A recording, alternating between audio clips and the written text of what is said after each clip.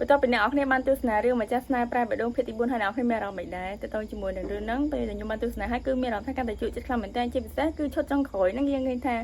អាជីហើយនឹងស្មាលីគាត់បានបាត់ទៅគ្នាអញ្ចឹងអ្នកនរគ្នាគិតថាតាភាគទី5រឿងហ្នឹងនឹងបែបមិនដែរហើយនឹងល្អមើលយ៉ាងម៉េចទៅដោយសារតែយើងឃើញថារទេះភ្លើងបានប៉ះគ្នាអញ្ចឹងណាជាក់ស្ដែងថាអាជីគឺគាត់ជាមនុស្សដែលហិលហើយគាត់គិតថាគេចាញ់គាត់ឬក៏គេហ្នឹងខ្លាចគាត់អញ្ចឹងទៅហើយបើទៅជាមួយនឹងស្មាលីវិញគាត់មិនបានទៅខ្វល់រឿងថាណាគេជាណាគេសំខាន់ឲ្យតែគេមកប៉ះគាត់គឺគាត់អត់ទុកទេគឺមនុស្សគាត់ដែលថាអត់ខ្លាចហើយគាត់ក៏ហ៊ានដែរអញ្ចឹងឃើញថាអាជីវាយគាត់វាយអាជីវិញអញ្ចឹងអ្នកឲ្យគេថាតើតួប្រុសរបស់យើងវិដាគាត់នឹងជួយអាជីឬមួយក៏ជួយស្មាលីបើសិនជាពីរអ្នកហ្នឹងក៏ប៉ះតែគ្នាអញ្ចឹងតែគាត់នឹងត្រូវជួយអាជីđểដេញស្មាលីចេញពីផ្ទះឬមួយក៏គាត់ការពារស្មាលីព្រោះយើងឃើញថាហាក់ដូចជាគាត់ពេញចិត្តស្មាលី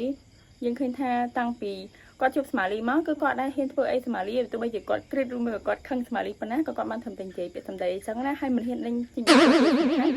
ពីលួចប្រចាំស្មាលីជាមួយនឹងចែមទីអ្នកគ្នា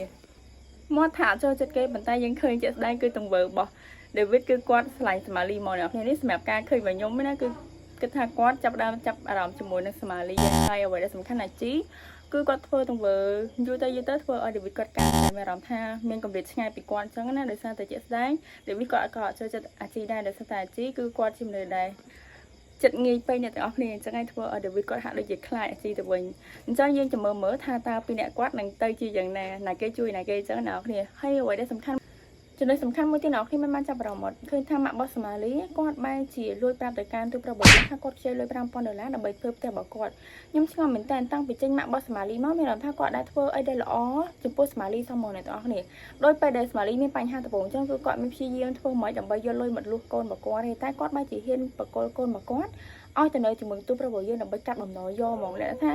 គេទាប្រមាណគឺគាត់អត់មានរកដំណោះស្រាយដើម្បីជួយកូននេះតែកូនស្រីរបស់គាត់មានតែម្នាក់នឹងផងជាកូនស្រីទាំងអស់គ្នាប៉ុន្តែគាត់ហ៊ានឲ្យទៅនៅផ្ទះរបស់គេដើម្បីធ្វើជាអ្នកបម្រើរបស់គេអញ្ចឹងអ្នកគ្នាគិតថាតាមម៉ាក់បោះស្មាលីជាមនុស្សល្អឬមួយក៏មនុស្សអត់ល្អអ្វីដែលសំខាន់មួយទៀតពេលដែលគាត់យកលុយនឹងហើយក៏អត់ព្រមប្រាប់កូននេះថាគាត់យកលុយមកដើម្បីធ្វើផ្ទះធ្វើអីអញ្ចឹងណាគាត់បែរជាលាក់អ្វីដែលសំខាន់មួយទៀតគាត់បានប្រាប់គេថាឲ្យកូនរបស់គាត់នឹងនៅធ្វើការនៅផ្ទះគេដើម្បីកាត់បំណុលទៀតមានអារម្មណ៍ថាខុសខើអ្នកទាំងអស់គ្នាធ្វើអញ្ចឹងជាងនោះមានអារម្មណ៍ថាវាមានអារម្មណ៍ថាអាណិតស្មាលីដែរពួកអីសុកម៉ាក់គាត់បែរធ្វើចំណាក់គាត់ទៅនេះគាត់គិតថាគាត់នឹងឆាប់បានត្រឡប់ទៅវិញអញ្ចឹងទៅអញ្ចឹងយើងឃើញថាស្មាលីគាត់ក៏ជាកូនល្អដែរជាក់ស្ដែងនៅពេលដែលគាត់ឮថាទូប្រវត្តិយើងឲ្យគាត់ធ្វើការដើម្បីបានលុយទៀតគាត់តាមតែសប្បាយចិត្តហើយក៏មានអារម្មណ៍ថារំភើបអែប្រាប់ដំណើរទៅឲ្យម៉ែរបស់គាត់អញ្ចឹងណាចឹងអ្នកគ្នាចាំតាមដានមើលថាតើម៉ាក់របស់ស្មាលីគាត់យកលុយទៅធ្វើផ្ទះមែនឬគាត់យកលុយនេះទៅធ្វើអីហើយតើជីវិតរបស់ស្មាលីហ្នឹងអាចនឹងមិនដែរពួកអីយើងឃើញថាមនុស្សផ្ទះបន្ទូប្រុសហ្នឹងគឺញ៉ៃមែនតើអត់មានអ្នកគេចូលចិត្តគាត់ទេយើងឃើញទាំងយាយដែលគាត់នៅផ្ទះបន្ទូប្រុសយើងជាអាជីដែរតាមរឿងតាមខំគាត់រហូតតើគាត់នឹងត្រូវជួបរឿងអីខ្លះទៀតហើយឥឡូវម៉ាក់របស់គាត់ចេញមកអញ្ចឹងទៀតអញ្ចឹងណាចឹងអ្នកឲ្យចាំមើលភាគទី5មើលឬក៏ភាគបន្តទៀតតើក្រុមរបស់គាត់សម្ដែងកាន់តែជួយចិត្តអារម្មណ៍បែបម៉េចទៅចឹងអ្នកនេះកុំភ្លេចតាមដាននៅ channel ដើមរបស់គាត់ផងគឺនៅ The Troll Cambodia ទាំង page ហើយក៏ទាំងនៅក្នុង channel YouTube ដែរចឹងបាយបាយអ្នកគ្នាគាំទ្ររឿងខ្មែរទាំងអស់គ្នាណោះបាយបាយ